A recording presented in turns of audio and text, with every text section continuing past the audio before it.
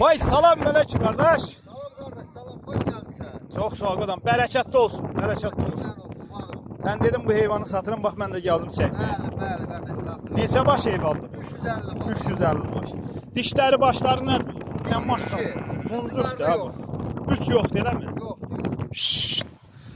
Kardeş bunu çom satsan yoksa seçtirip satarsan 50'sin, 20'sin, 30'un. 5'ini de satıram, 50'sini de Öyle satıram, mi? 100'ünü de satıram. Yani hisse satıram. Allah köməyin olsun. Yani kömək yoktu, ona göre satıp Çoban tapanmadın da sen. çoban yok. Çoban gelir. Qası. İçinde böyle tumlar var. Ay maşallah. Bak der, temiz kan qara dolar. Bak. Maşallah olsun. Yok kişinin heyvanına söz yok.